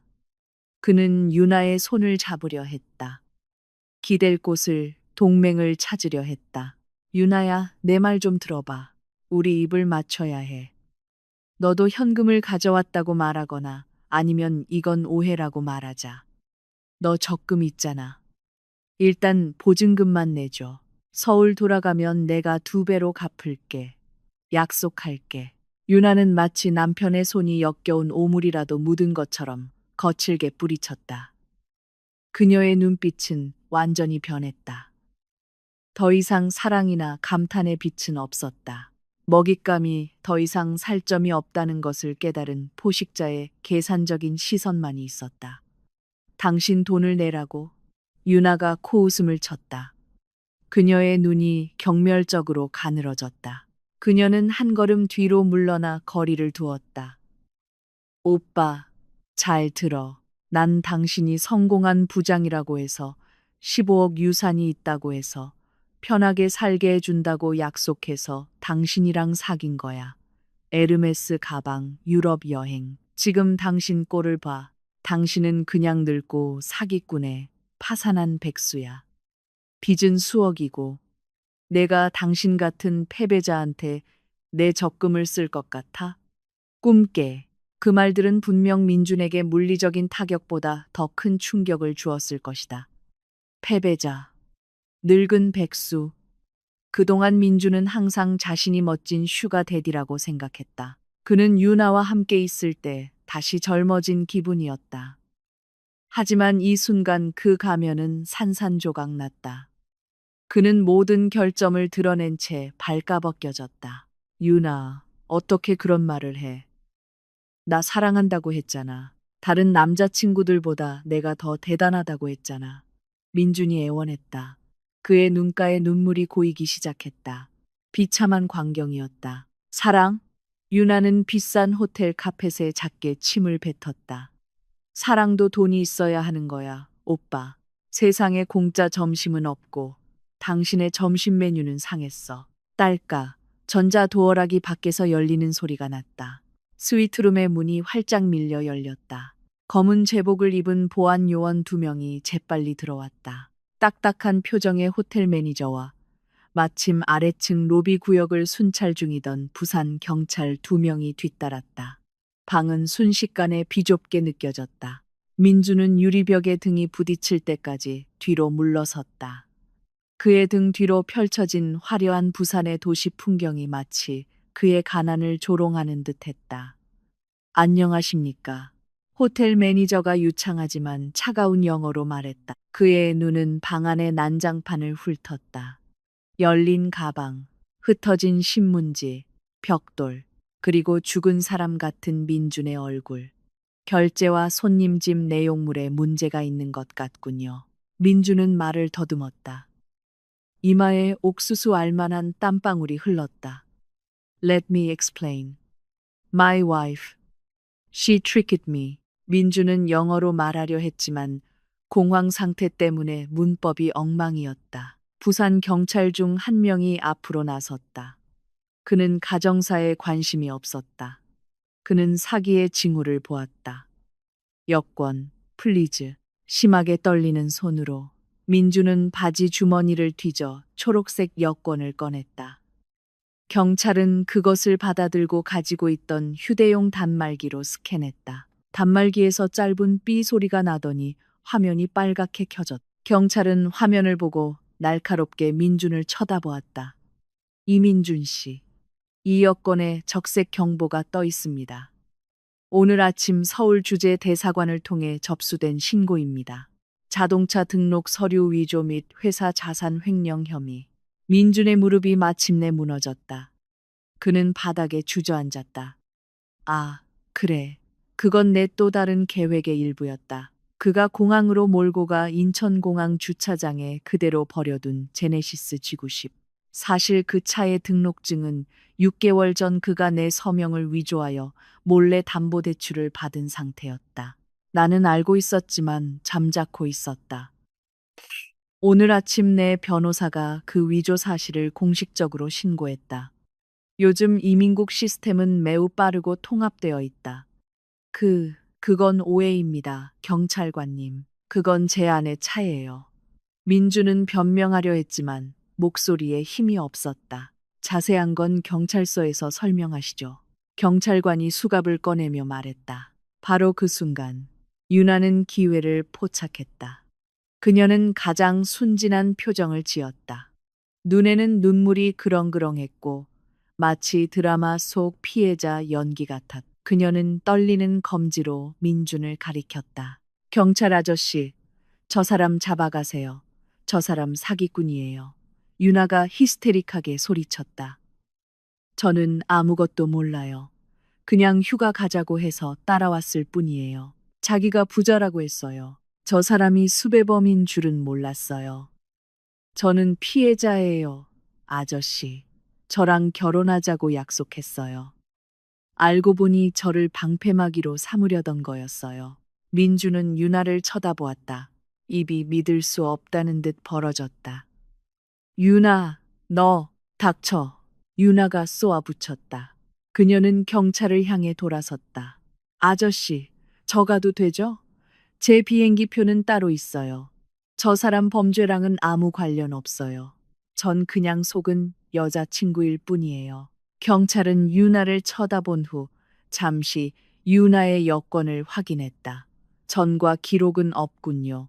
아가씨, 신상 정보는 기록해두겠습니다. 가셔도 좋지만 증언이 필요할 경우 연락이 닿아야 합니다. 감사합니다. 아저씨, 감사합니다. 유나는 핸드백을 낚아챘다. 그녀는 머리를 한 번 쓸어 넘긴 후 수갑이 채워지고 있는 민준 쪽은 한 번도 돌아보지 않고 출구로 향했다. 유나가 민준을 지나칠 때 민준은 한 번 더 그녀를 불렀다. 절망으로 가득 찬 목소리였다. 자기야. 유나는 잠시 멈춰서서 고개를 숙이고 민준의 귓가에 정확히 속삭였다. 들릴 만큼 크지만 그들의 비밀이 될 만큼 작은 목소리로 그냥 업보라고 생각해. 오빠. 그리고 당신 이제 늙었잖아. 침대에서도 별로고. 잘 가. 유나는 휙 돌아서 떠났다. 이제 민준에게는 역겹게 느껴지는 비싼 향수 냄새를 남기고 내 남편은 멀어져 가는 내연녀의 뒷모습을 문 뒤로 사라져 마지막 남은 자존심마저 가지고 가는 모습을 그저 멍하니 쳐다볼 수밖에 없었다. 그리고 현실이 민준을 완전히 덮쳤다. 차가운 쇠 수갑이 그의 손목을 감쌌다. 갑시다. 경찰이 명령했다. 민준은 그 호화로운 방에서 두꺼운 카펫이 깔린 호텔 복도를 지나 이상한 눈초리로 그를 쳐다보는 다른 투숙객들과 함께 엘리베이터에 타서 끌려나갔다. 항상 존경받고 싶어 했던 그 이민준은 이제 타국에서 닭서리범처럼 끌려가고 있었다. 그들은 이민국으로 인계되기 전 초기 조사를 위해 그를 관할 경찰서로 데려갔다. 차갑고 소독약 냄새가 나는 취조실에서 민주는 마침내 한 통의 전화를 할 수 있게 허락받았다. 그는 부모님께 전화하지 않았다. 부모님은 연로하시고 편찮으셨다. 민주는 그들을 놀라게 할 용기가 없었다. 그는 친구들에게도 전화하지 않았다. 술 친구들에게 패배를 인정하기에는 자존심이 너무 강했다. 그가 외우고 있는 번호는 단 하나뿐이었다. 15년 동안 항상 그의 뒤치다꺼리를 해준 번호. 아줌마. 그가 내 등 뒤에서 나를 조롱하며 부르던 호칭. 서울에서 내 휴대폰이 진동했다. 나는 침착하게 전화를 받았다. 이 순간이 올 줄 예상하고 있었다. 여보, 나 좀 도와줘. 저편에서 들려오는 목소리는 참을 수 없는 울음소리와 섞여 갈라졌다. 그 망가진 목소리를 듣자 가슴 한편에 작은 통증이 느껴졌다. 어쨌든 그는 한때 내가 사랑했던 사람이었다. 하지만 그때 아이패드에서 본 나를 말라 죽게 내버려 두겠다는 그의 계획에 대한 메시지들이 다시 떠올랐다. 통증은 사라지고 차가운 평온함이 그 자리를 대신했다. 누구세요? 내가 무미건조하게 물었다. 나야 민준 오빠. 내 남편 서연아 제발 나 좀 도와줘. 나 경찰서야. 체포됐어. 여권도 압수당했고. 그 가방 내용물이 쓰레기였어. 서연아, 네가 나한테 거짓말했어. 나는 옅게 미소 지었다. 아, 민준 씨, 누군가 했네요. 웬일로 늙은 아내한테 전화를 다 했어요? 유나 씨랑 에르메스 쇼핑하느라 바쁜 거 아니었어요? 지금 그 얘기 할 때가 아니야. 유나가 날 버렸어, 서연아. 그 여자는 나쁜 여자야. 그냥 내 돈만 원했던 거라고. 이제야 깨달았어. 나한테 진심인 건 너뿐이었어. 서연아, 보석금 좀 보내주거나 변호사 좀 선임해줘. 나 여기 무서워, 서연아. 경찰들이 너무 험악해.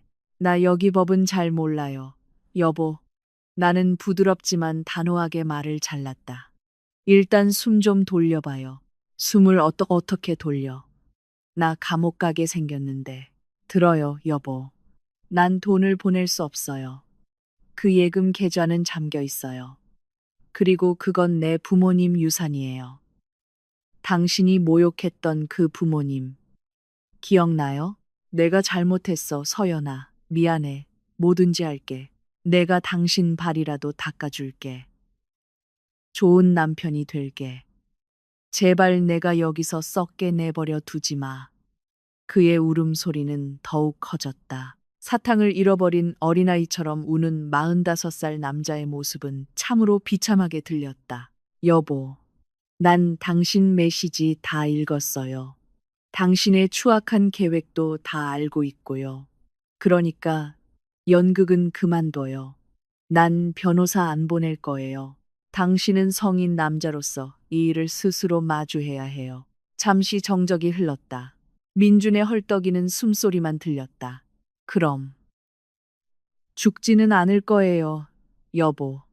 기껏해야 추방되겠죠. 당신은 벌금을 낼 돈이 없고 호텔도 소송 비용을 부담하며 손해보려 하지 않을 테니 그들이 당신을 오래 붙잡아 두지는 않을 거예요. 당신은 송환될 거예요. 하지만 난 돌아갈 비행기 표 살 돈이 없어. 지갑도 텅 비었고 서연아 신용카드도 다 정지됐어. 아, 그 문제라면 나는 몸을 살짝 앞으로 숙였다. 그가 볼 수는 없었지만 내게는 아직 약간의 동정심이 남아 있었다. 당신 아직 그 빨간 가방 가지고 있죠? 아니면 증거물에 접근할 수 있어요? 응, 경찰 책상 앞에 있어. 왜? 잠깐 개인 물품 좀 가져오겠다고 허락을 구해봐요. 맨 아래 왼쪽 구석에 있는 스포츠 신문 더미를 열어봐요. 약간 금이 간 벽돌 틈새에 거기에 돈이 있어. 그의 목소리에 다시 희망이 서렸다. 작은 흰 봉투가 있을 거예요. 현금이 들어있어요. 얼마? 대한항공 비즈니스서 끊을 만큼은 돼. 나 비행기에서 한국 사람들 마주치기 싫어. 창피해. 나는 거의 폭소를 터뜨릴 뻔했다. 이런 상황에서도 그의 자존심은 하늘을 찔렀다. 제일 싼 완행버스 표 살 만큼은 충분해요, 여보. 완행버스, KTX도 아니고. 네, 부산에서 서울까지 국도로만 가는 가장 느린 완행버스요.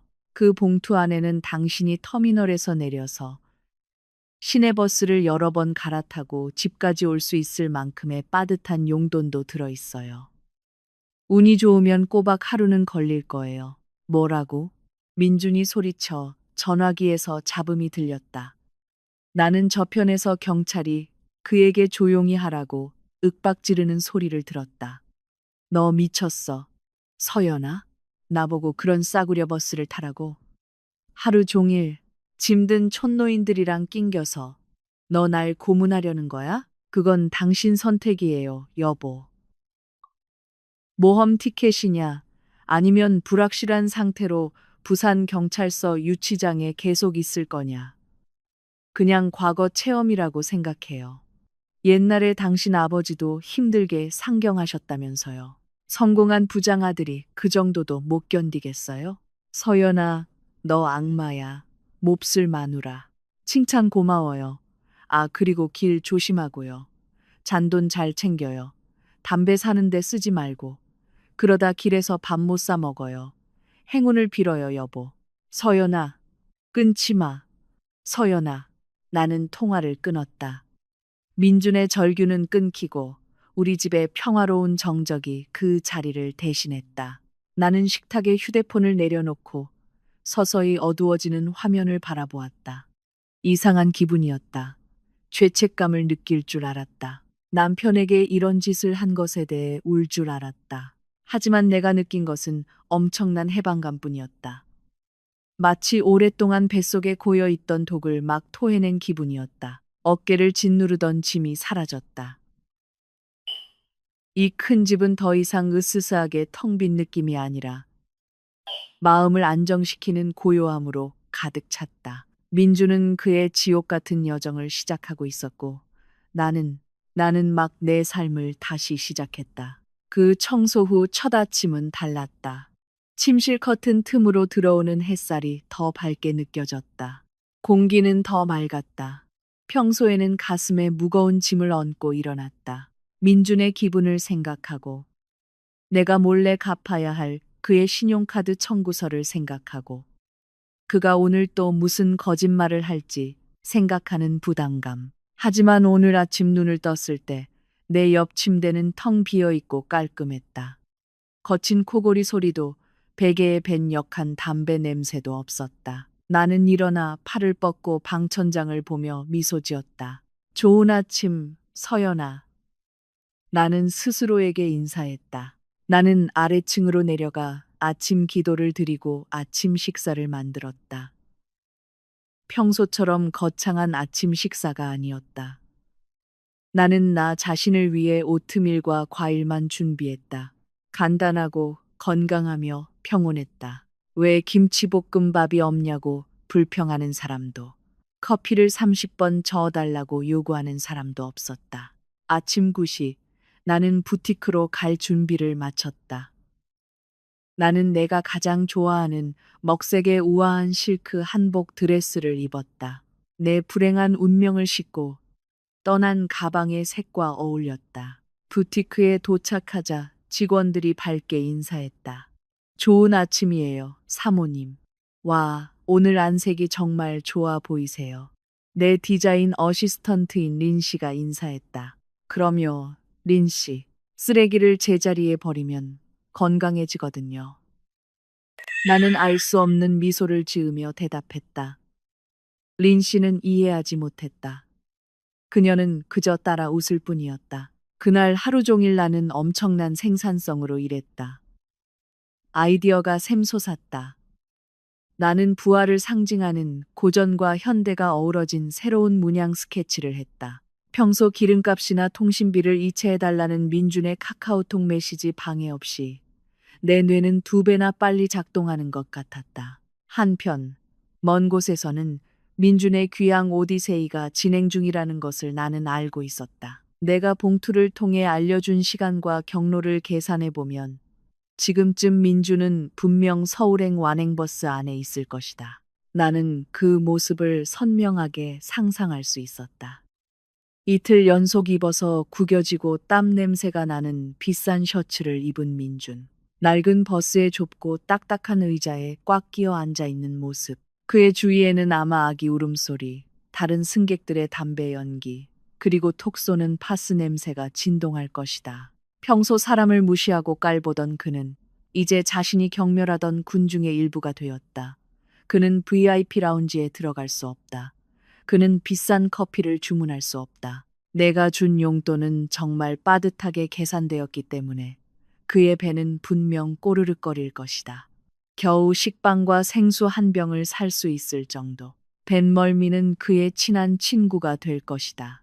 가다 서다를 반복하는 낡은 버스의 덜컹거림이 그의 불룩한 부장님 배를 흔들어 놓을 것이다. 그는 토할 것이고 그를 주물러 줄 유나도 따뜻한 차를 가져다 줄 나도 없다. 그는 자신의 수치심과 함께 혼자다. 서울 변두리 터미널에 도착해도 그의 고통은 끝나지 않는다. 시내로 들어가려면 또 무거운 짐을 들고 시내버스를 찾아야 한다.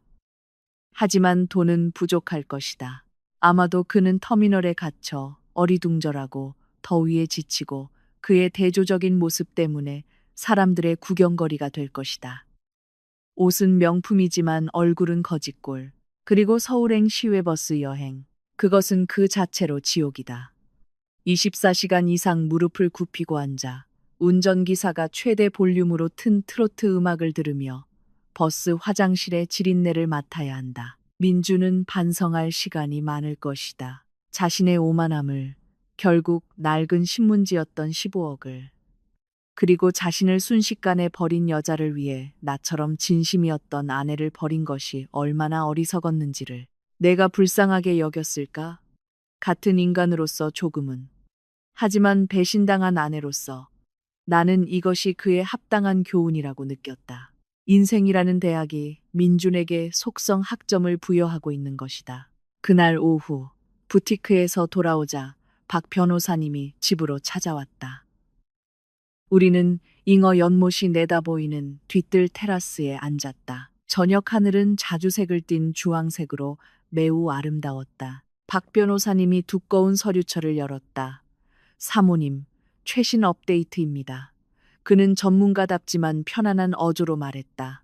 이민준 씨는 오늘 정오에 서울 외곽 터미널에 도착했습니다. 제 정보원에 따르면 돈이 부족해서 택시기사와 작은 실랑이를 벌였다고 합니다. 결국 버스 터미널까지 걸어갔다고 하고요. 나는 매실차를 마시며 천천히 고개를 끄덕였다. 내버려 두세요. 심장 운동에 좋겠죠. 그리고 법적 절차에 관해서는 박 변호사님이 계속했다. 이혼 소송은 접수되었습니다. 첫 재판은 아마 2주 뒤일 겁니다. 불륜과 유기에 대한 증거가 매우 명확하고 게다가 부산에서의 범죄 증거까지 더해져서 재산 분할 권리를 잃게 될 가능성이 매우 높습니다. 특히 대부분의 자산이 사모님 명의와 유산이라는 점을 고려하면요. 좋아요. 내가 대답했다. 그리고 한 가지 더 있습니다, 사모님. 이게 가장 중요합니다. 박 변호사님이 이름과 숫자가 적힌 종이를 건넸다. 이민준 씨를 쫓는 채권자 명단입니다. 사모님께서 할부금 납부를 중단하신 것을 알자마자 그들이 공격적으로 나오기 시작했습니다. 불법 사채업자들은 자비가 없습니다. 이미 이민준 씨의 비상 연락처를 통해 협박을 시작했습니다. 다행히 사모님 번호는 제가 안전하게 변경해 두었습니다. 그래서 그들은 이민준 씨의 술친구들에게 협박하고 있습니다. 나는 명단을 보았다. 백수치고는 환상적인 액수였다. 도박과 생활비로 수억 원. 그들이 여기로 찾아올까요? 내가 물었다. 분명히요. 하지만 제가 경비를 준비해 두었고 그 채권자들에게 이민준 씨가 더 이상 여기에 살지 않는다는 정보도 흘렸습니다. 그가 부모님 댁에 가기 부끄러워서 도망칠 가능성이 있는 그의 옛날 동대문 쪽 하숙집 주소를 알려주었습니다. 박 변호사님, 정말 명석하시네요. 내가 칭찬했다. 제 일을 했을 뿐입니다, 사모님. 그날 밤 박 변호사님이 돌아간 후 나는 거실에 혼자 앉아 있었다. 텔레비전은 켜져 있었지만 나는 보고 있지 않았다. 내 눈은 예전에 우리 결혼 사진이 걸려있던 빈 벽에 고정되어 있었다. 금색 액자에 담긴 그 큰 사진은 오늘 아침 내가 내려서 창고에 넣어두었다. 내일 쓰레기차가 오기를 기다리며 이 집이 너무나 넓게 느껴졌다. 예전에는 민준의 자만심으로 가득 차서 이 집이 좁다고 항상 느꼈다. 이제 집 구석구석이 숨을 쉬는 것 같았다. 갑자기 내 휴대폰이 다시 진동했다. 메시지가 왔다. 새로운 번호. 프로필 사진은 없었다. 서연아, 나 지금 인천인데 서울 가는 버스 기다리고 있어. 너무 배고파. 서연아, 제발 5만 원만 보내줘. 밥이라도 사 먹게. 나중에 꼭 갚을게. 나 후회해, 서연아. 제발. 나는 그 메시지를 여러 번 읽었다. 5만 원. 예전에 그는 친구들 앞에서 과시하기 위해 저녁 식사 한 끼에 500만 원을 쓸 수 있었다. 지금 그는 5만 원을 구걸하고 있었다. 내 손가락이 화면 위를 맴돌았다. 답장을 하고 싶은, 그저 조롱이라도 하고 싶은, 혹은 동정심에 보내주고 싶은 작은 충동이 일었다. 하지만 그때 차 안에서 웃던 유나의 얼굴이 떠올랐다. 늙은 여자라는 호칭이 떠올랐다. 그가 도박하는 동안 내가 2년 동안 열심히 일했던 것이 떠올랐다. 나는 그 메시지에 답장하지 않았다. 나는 차단 버튼을 눌렀다. 이것은 더 이상 복수에 관한 것이 아니었다. 이것은 과거가 다시 들어와 내가 막 청소한 바닥을 더럽히지 못하도록 문을 닫는 것에 관한 것이었다. 나는 일어서서 부엌으로 걸어갔다. 나는 정원 가위를 들었다. 나는 옆 정원으로 나갔다. 예전에 민준이 자랑하던 망고나무를 심었던 곳. 그는 한 번도 돌보지 않아 열매를 맺지 못했던 단지 소셜미디어 콘텐츠용으로 심었던 나무.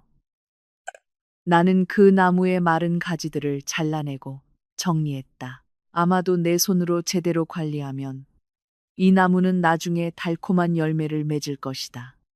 내 인생처럼 밤이 깊어졌다. 서울 하늘은 맑고 별들이 반짝였다. 내일이면 민주는 아마 서울에 도착할 것이다. 그는 사채업자들에게 집이 없다는 현실에, 그리고 이혼재판 소환장에 의해 환영받을 것이다. 그의 인생은 그가 스스로 만든 폭풍우가 될 것이다. 반면에 나는 아침에 일어나 기도하고 차를 마시고 새로운 한복 문양을 디자인할 것이다. 나는 내 새로운 컬렉션의 이름을 선덕이라고 지을 것이다. 자신의 화를 스스로 쥐는 백마탄 왕자가 필요 없는, 하물며 진흙탕 말을 탄 사기꾼 왕자는 더더욱 필요 없는 여성에 관한 컬렉션. 나는 남은 매실차를 마셨다. 달콤하고 따뜻하며 마음을 안정시켰다. 다시 돌아온 걸 환영해, 서연아. 나는 밤바람에 속삭였다. 그리고 15년 만에 처음으로 나는 진정으로 집에 돌아온 기분이었다.